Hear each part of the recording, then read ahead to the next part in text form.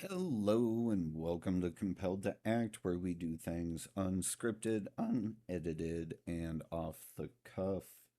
This is part three of the Harris Walz CNN interview, and this one's a little bit longer than the others, so let's jump right on in. Governor Walz, the country is just starting to get to know you. I want to ask you a question about how you've described your service in the National Guard.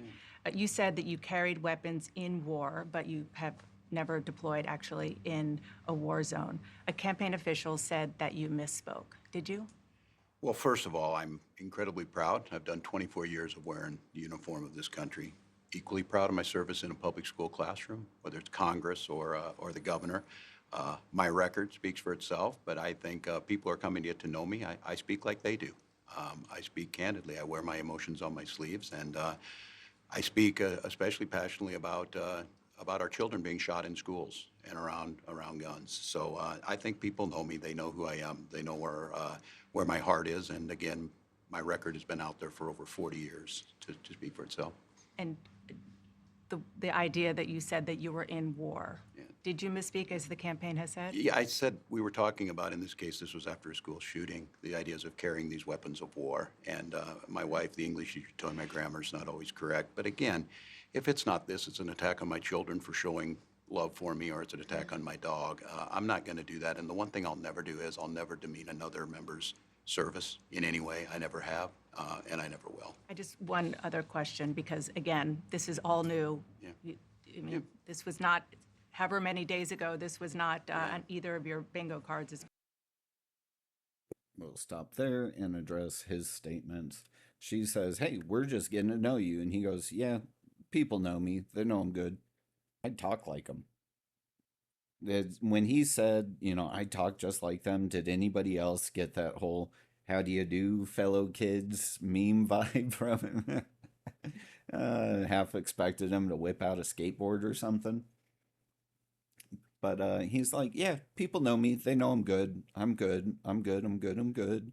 And she's actually doing a really good job. I'm really wondering if the system's already thinking about getting rid of Kamala and going with somebody else, because CNN's actually like scrutinizing these people, and that is very unusual but nice to see.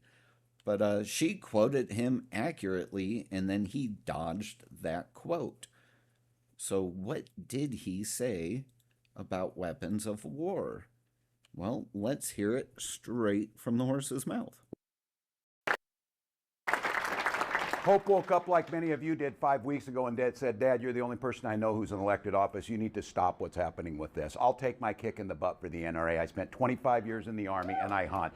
And I gave the money back, and I'll tell you what I have been doing. I've been voting for common sense legislation that protects the Second Amendment, but we can do background checks. We can do CDC research. We can make sure we don't have reciprocal carry among states, and we can make sure that those weapons of war that I carried in war is the only place where those weapons are at. There you go. We can make sure those weapons of war that I carried in war is what he said. Now, actually, let's look at something else too, because she said, "Did your campaign or they said you misspoke, right? The campaign came out and defended you, saying you misspoke."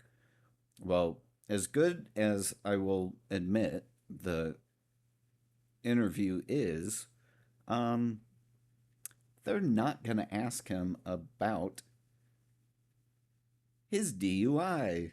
Of course, granted, this is 30 years ago, right? Shouldn't judge him by that. But his campaign staff coming out and saying things, that's a side of the story I didn't know until I started reading this article.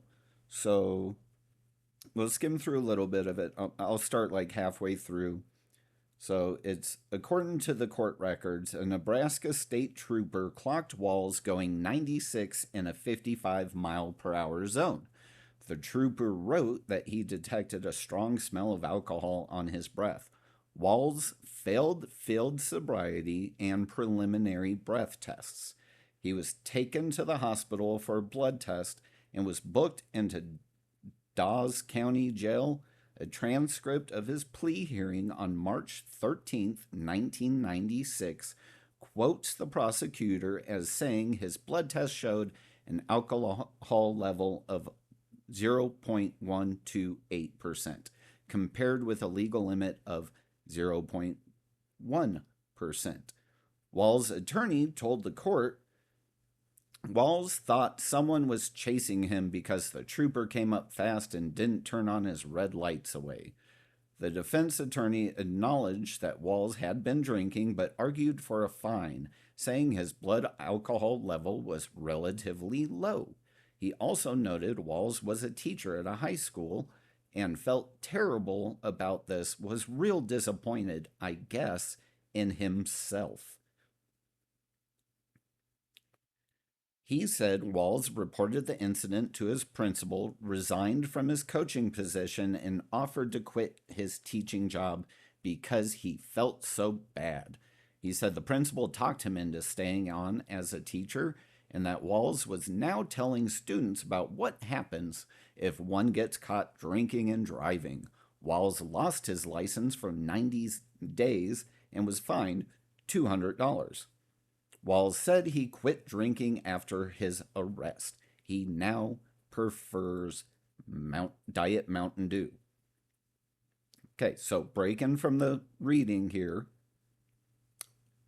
he is now informing students, or was for who knows how long, that, hey man, if you get caught over the legal limit doing 96 and a 55, it's just a 90-day suspension and a $200 fine. Wow. Oh, man. I don't like that take at all. No, no, no, no. And that is where I would have quit with this article. But then I got down here and it brought to my attention that his campaign staffers lied about this in the past. So we'll hit this real quick, and we're back to the reading. The arrest resurfaced again after Harris picked Walz last week, and Republicans and media outside Minnesota started taking a closer look at his past. The main revelation was that Walz campaign staffers in 2006 gave misleading information to the few news outlets that wrote about it at the time. His campaign manager told the Post-Bulletin of Rochester that he was not drunk. She said Walz couldn't understand what the trooper was saying to him because he had hearing loss from his service in an artillery unit in the National Guard, and suggested that he might have had balance issues as a result. She also falsely claimed that the judge who dismissed the drunk driving charge chastised the officer for not realizing that Walz was deaf. His campaign spokeswoman made similar statements to KEYC TV and the Journal of New Ulm, saying the DUI charge was dropped for a reason. It wasn't true. She claimed he failed the field sobriety test because of his deafness, and that the trooper let Walz drive to the police station and leave on his own. The court records don't mention any ear issues and make clear that the trooper took him to jail. This transcript showing that he acknowledged in court that he was drunk apparently didn't resurface until 2022, when the conservative Minnesota site Alpha News reported on it. The Harris-Walz campaign did not immediately respond to a request for comment on why his former campaign staffers provided incorrect information. All right. It's we're getting to know you, Walz. Especially yours. You had to clarify that you had said that you and your wife used IVF, but it turned out you used a different kind of fertility in order to have children. And then when you ran for Congress in 2006, your campaign repeatedly made false statements about a 1995 arrest for drunk and reckless driving. What do you say to voters who aren't sure whether they can take you at your word? Oh, I was wrong. She totally did bring up the drunk driving. Wow. Wow. Wow. CNN must they have to think Harris isn't going to make it to the finish line. They have to. There's no way they're being that good if they didn't believe that. Wow. Well, I've been very public. I think they can see my students come out, former folks I've served with, and they vouch for me. I certainly own my mistakes when I make them. The one thing I'll tell you is I wished in this country wouldn't have to do this. I spoke about our infertility issues because it's hell, and families know this. And I spoke about the treatments that were available to us that had those beautiful children there. That's quite a contrast in folks that are trying to take those rights away from us. And so I think people know who I am. They know that record. They've seen that. I've taught thousands of students. I've been out there. And I won't apologize for speaking passionately, whether it's guns in schools or protecting of reproductive rights. The contrast could not be clearer between what we're running against. The Vice President's position on this has been clear. And I think most Americans get it if you've been through that. I don't think they're cutting hairs on IVF or IUI. I think what they're cutting hairs on is an abortion ban and the ability to be able to deny families the chance to have a beautiful child. What the heck is he talking about? Like, excuse me? You made a false claim that you used IVF. You used a different method. He couldn't just say, yep, I misspoke. I mean, you used that excuse earlier. And he again went back to, the people know me. Right? You guys all know everything about Walz, right? I mean, he's been on your TV every day for the past 40 years, apparently. Maybe if you're in Minnesota, but not the rest of the country, buddy. But he again went back to, the people know me. They know my record. And essentially saying, go do the research yourself, because I can't tell you about me. And then to turn that into an abortion argument, and then to say it's about an abortion ban that takes away the ability for people to have a happy, healthy baby. What? Abortion is taking away a baby. Like, those two can't, you cannot have an abortion and then raise that child. That's silly. And again, this isn't even a federal issue anymore. Nobody's trying to make this a federal issue except for, the left. Apparently, it's to the states now. Get it out of all the federal stuff. Just stop. Just stop. Vice President Harris, you were a very staunch defender of President Biden's capacity to serve another 4 years. Right after the debate, you insisted that President Biden is extraordinarily strong. Given where we are now, do you have any regrets about what you told the American people? No, not at all. Not at all. I have served with President Biden for almost 4 years now, and I'll tell you, it's one of the greatest honors of my career, truly. He cares so deeply about the American people. He is so smart and loyal to the American people. And I have spent hours upon hours with him, be it in the Oval Office or the Situation Room. He has the intelligence, the commitment, and the judgment and disposition that I think the American people rightly deserve in their president. By contrast, the former president has none of that. And so, one, I am so proud to have served as vice president to Joe Biden. And two, I am so proud to be running with Tim Walz for president of the United States and to bring America what I believe the American people deserve, which is a new way forward, and turn the page on the last decade of what I believe has been contrary to where the spirit of our country really lies. But the last decade. The last decade, you've been 4 years of that. You literally just dunked on yourself and again, Obama, because he would have been 2 years of that. So silly, so silly. But do you regret misleading the people? Nope, not at all. Not at all. Of course she doesn't. She is happy to serve the system in any way possible for power and fame or whatever it is that motivates her. She'll happily do that. She has no problem lying to you. Not at all. She ain't gonna lose sleep lying to you.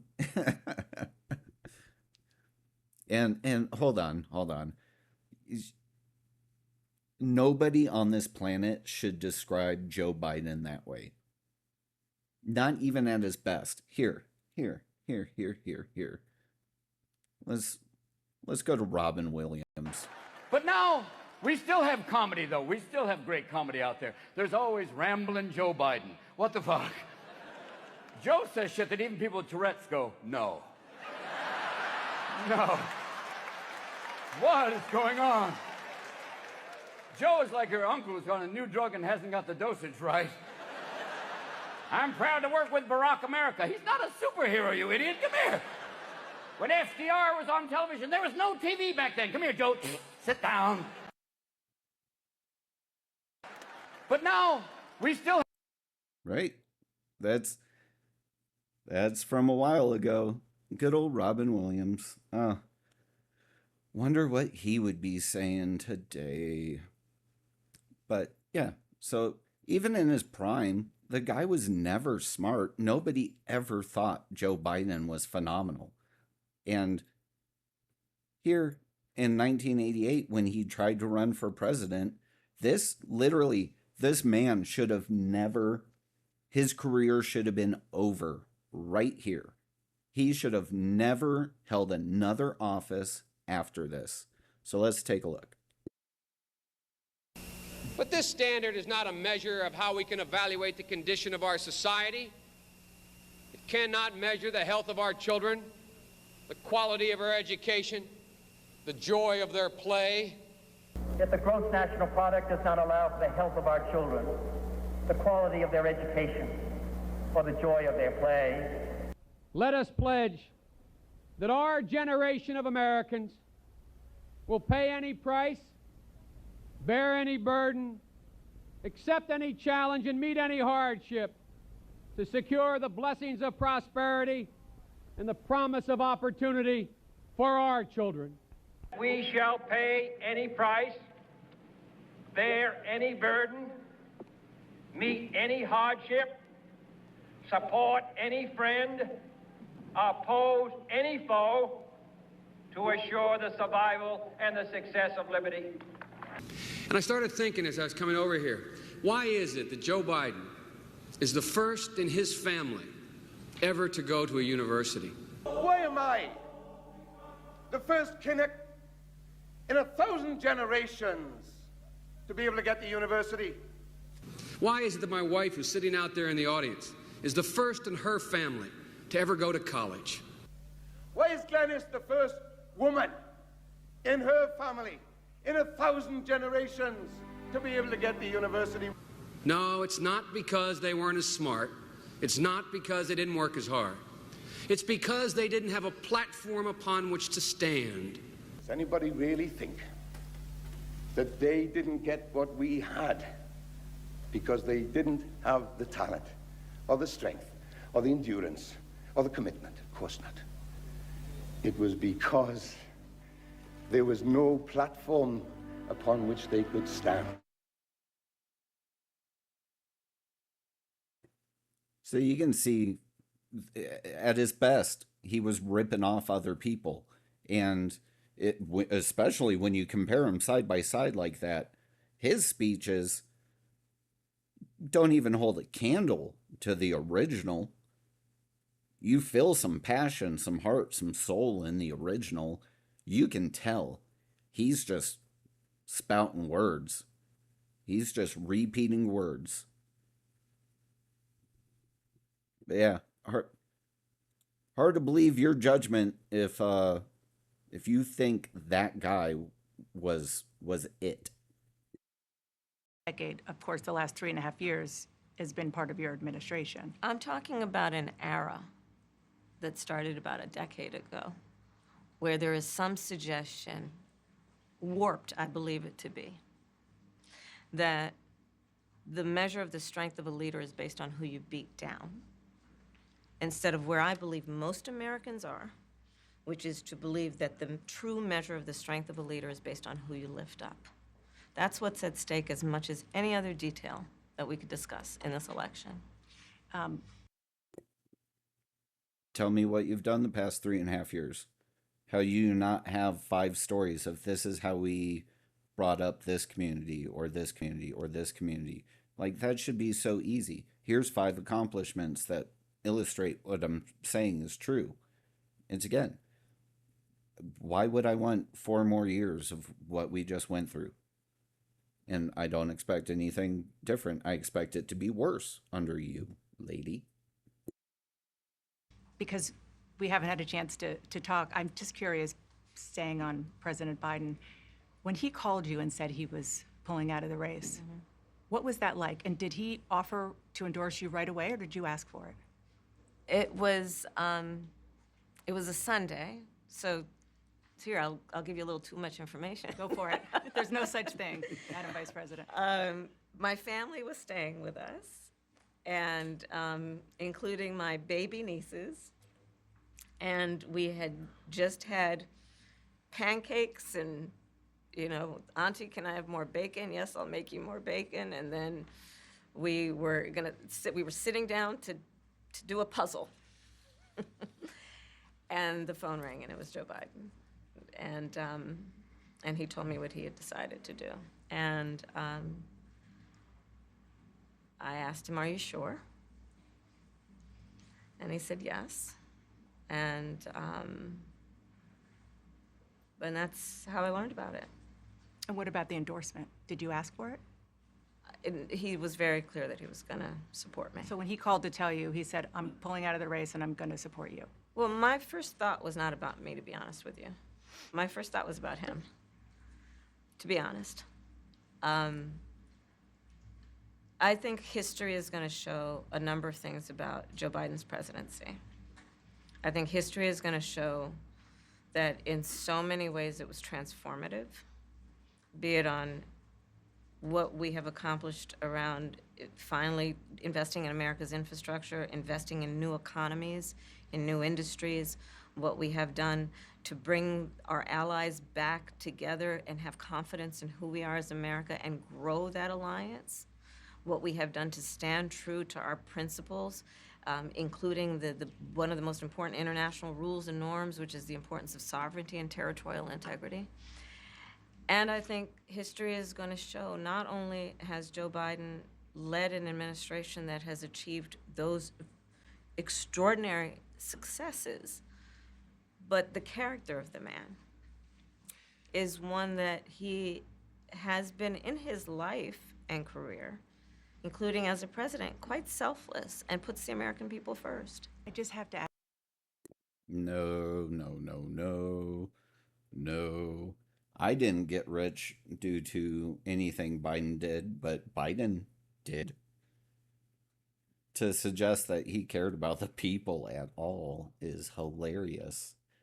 No, he was a career politician, which means all he cares about is money and power.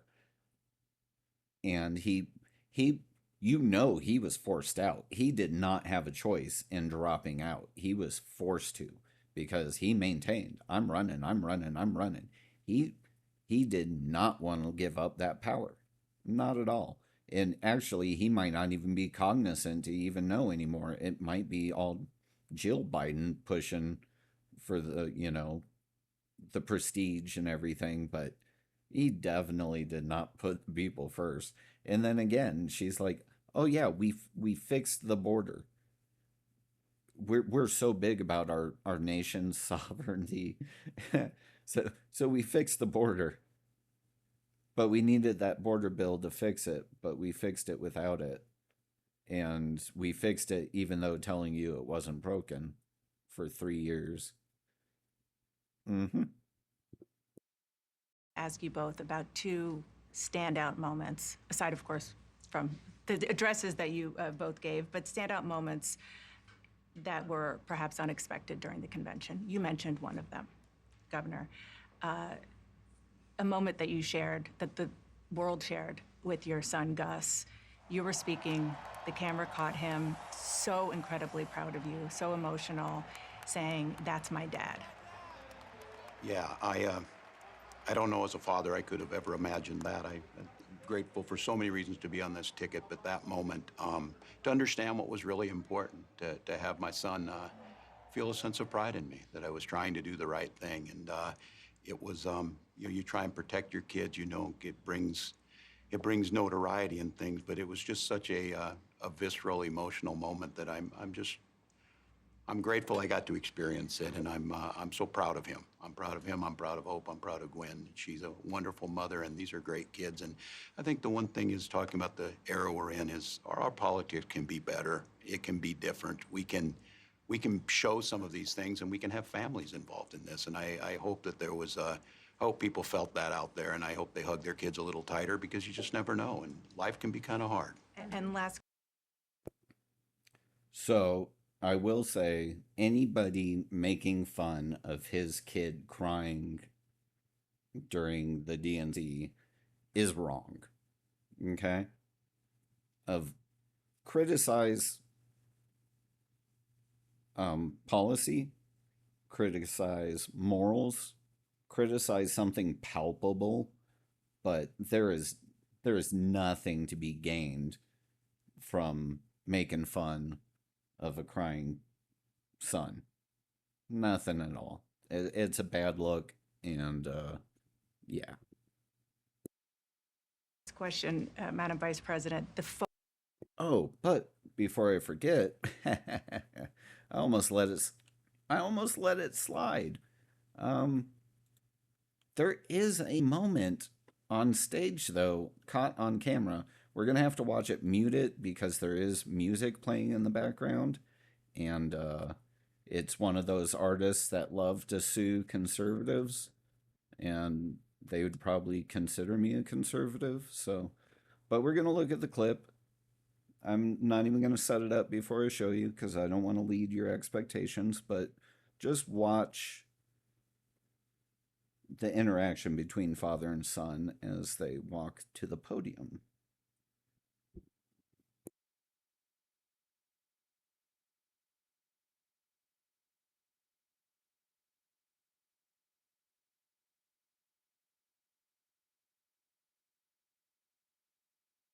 So it's real brief there, and unfortunately going back is kind of difficult because this clip is so long, you have to do it in like huge intervals.